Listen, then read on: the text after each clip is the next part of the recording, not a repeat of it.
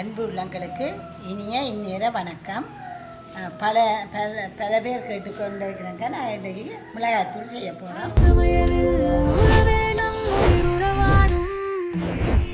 1 kilo மிளகாய், 1 kilo மல்லி, 1/4 kilo பெருஞ்சீரகம், 100 கிராம் சீரகம், 25 கிராம் மஞ்சள், 100 கிராம் மிளகு, 50 கிராம் வெந்தயம், கருவேப்பிள்ளைக்கு அளவில்லை. நீங்கள் கொஞ்சம் இருந்தால் கொஞ்சம் போடுங்க, இருக்கிறது போடலாம், ஓரளவு போடலாம். நாங்கள் கொஞ்சம் கூட போடுறோம். நாங்கள் இப்போ மிளகாயை கொஞ்சம் கொஞ்சமாக போட்டு வறுப்போம். இந்த கையால் இடிக்கிறாக்கெல்லாம் வெட்டு விடும். நாங்கள் மிஷின்லானே கொடுக்குறத இப்போ முழுசாகவே போட்டு வறுக்கலாம்.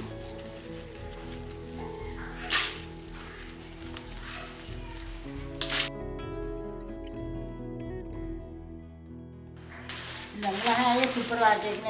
இந்த காம்பு வளைஞ்சிருக்கிற காம்புகளை வெட்டி போட்டு மிச்சத்தை வைக்கணும். ஏன்னா காம்புலாம் உரைப்பு தன்மை கூட. இந்த வளைஞ்சிருக்கும் அப்படி அதை வெட்டி துப்புரவாக்கி நல்லா துணியால் துளைச்சி எடுத்தாச்சு.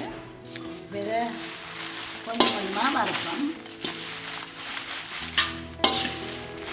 இதுக்குள்ள சில ஆக்கள் கருவாதுகளெல்லாம் போட்டு நாங்கள் மிளக்கறிக்கு கருவாதுகள் பாவிக்கிறது தானே. அப்போ அதை தனியாக தூளாக்கி வச்சு மச்சக்கறிகளுக்கு கருவா போடுறது. இதுக்கு போடுவீங்க, கருவா இதுக்கெல்லாம் போடுவீங்க.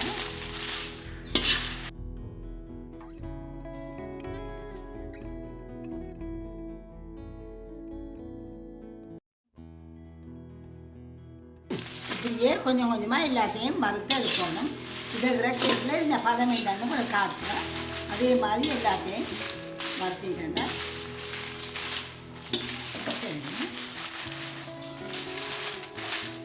இப்போ இந்த மிளகாய்க்குள்ள நீங்கள் கையை வச்சு பார்த்தா கொஞ்சம் நல்லா சூடேறி இருக்கும். அவ்வளோ காணும். மிஷினில் கொடுக்குறானே மிஷின் சூடு வரும். இப்போ சுடுகுது, நல்ல சூடு வந்துடுது. இறக்குவோம். இந்த சாடியாக கருப்புன்ற அப்படி வந்தால் கொஞ்சம் கருப்பாக்கணும். இது இந்த இது சரி, இந்த பதம் சரி. சுடுகுது. கையில் கிள்ளி வச்சுன்னா ஒரு 2 நிமிஷம் கையில் பிடிச்சிருக்கிறாரோ சுடுது. இந்த பதம் சரி. இப்படியே எல்லாத்தையும் வறுத்து எடுப்போம்.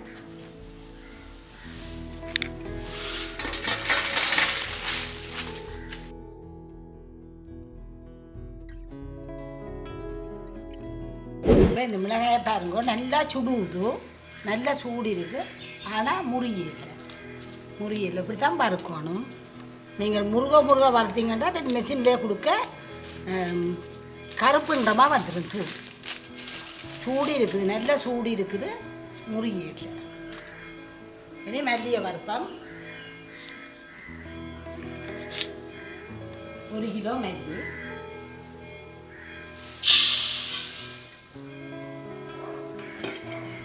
இந்த மல்லிக்குள்ள 100 கிராம் மிளகையும் போடுவோம்.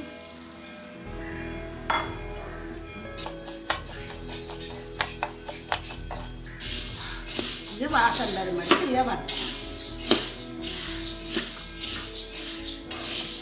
இப்போ நாங்கள் வறுத்து கொண்டிருக்கேன். வடிவாக கேட்டிங்கன்னா இப்போ வெடிக்கிற சத்தம் டிக்கண்டு வெடிக்கும். இந்த மல்லி இலைகள் வெடிக்கும். அது வெடிக்க துவங்க நாங்கள் தொடர்ந்து பரவலாக விராண்டோணும். ஒரு 5 நிமிஷம் அப்படி விராண்டி போட்டு இறக்கணும். இந்த எல்லாரும் ஒரே இடமா விடாமல் சுற்றி வறுக்கணும். கை விடாமல் 5 நிமிஷம் வறுத்தீங்கன்னா எல்லாம் வறுபட்டு போகும்.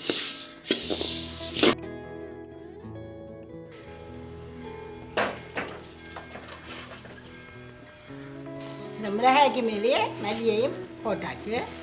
இனி சீரகத்தை வறுப்போம். பெருஞ்சீரகத்தை வறுப்போம்.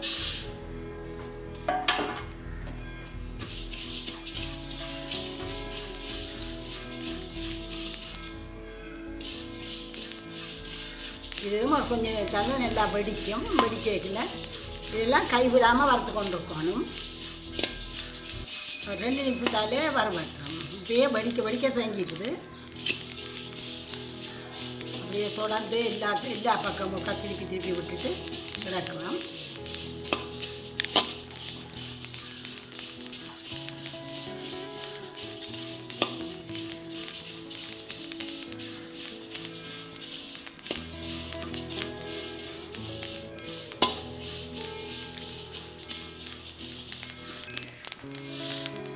இதையும் இதுக்குள்ளேயே போடுவோம்.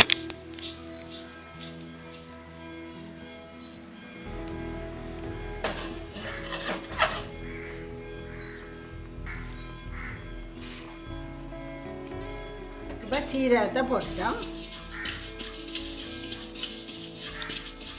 இதுவும் இப்போ கொஞ்சம் தலை வடிக்கிற சத்தம் இருக்குது. கருக விடப்படாது. வெடிக்கிறது வாங்க 2 கிராம் கிளவி போட்டு ஆக்கணும். இதுவும் இப்போ இந்த வெடிக்க துவங்கிட்டுது. இது இப்போ 2 கிராம் கிளவி போட்டு ஆக்கணும்னா 2 கருகிப்போம்.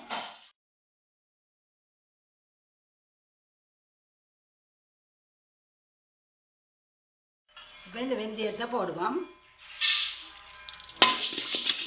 இதுவும் ஒரு பாசம் வரும்.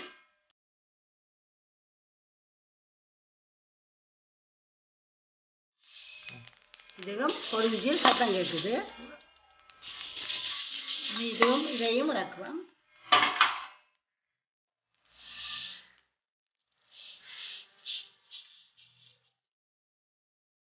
இப்போ இந்த கருவேப்பிலையை போடுவோம்.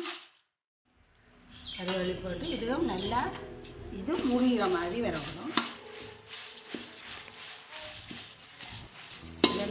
இது கொஞ்சம் நேரத்துக்கு ஒரு கவர்ந்து புறாண்டிங்கன்னா சரி.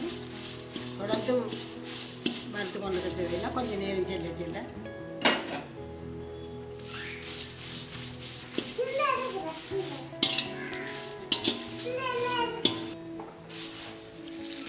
இதுக்கும் முக்காப்பதமாக வறுபட்டு போட்டு சாடியான ஒரு உணர்வுக்கும் பச்சை ஒரு நீரெல்லாம் வற்றிட்டுது. ஆனால் முழுக்க முருகை இல்லை, நீர் பதஞ்சரி. இதை நாங்கள் போட்டோம்னா மிஷின் சூட்டுக்கு கணக்காக இருக்கும்.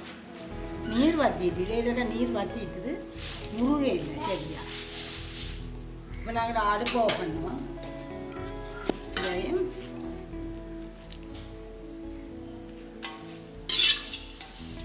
எடுத்து அதுக்குள்ளேயே போடுவோம்.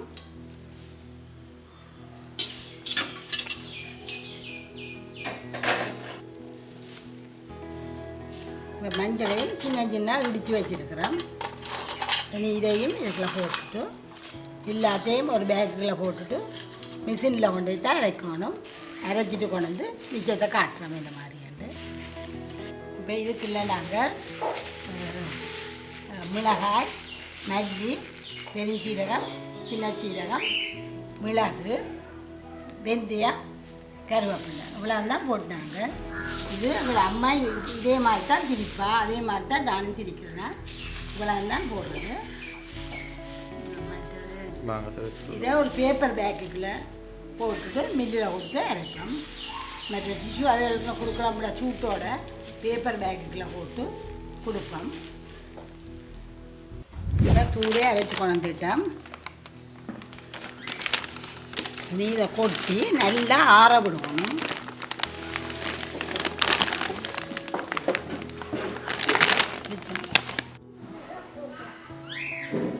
நல்லா ஆற விடுவோம். நல்லா ஆறின பிறகு தான் அரிதடியில் அரித்து நாங்கள் பேருந்து போத்தல் இருக்க போட போகிறோம்.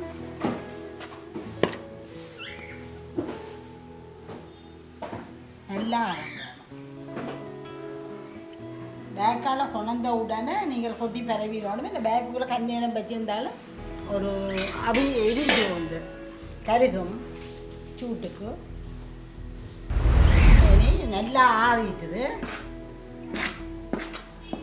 ஆறின பிறகு நாங்கள் இதை எடுத்து அரிப்போம். கொஞ்சம் கொஞ்சமாக போட்டு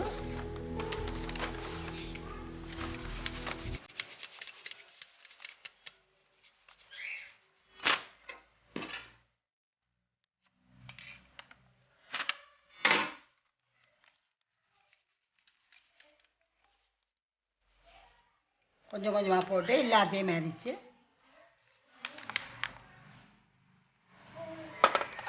இந்த போத்தலுக்குலாம் போடலாம்.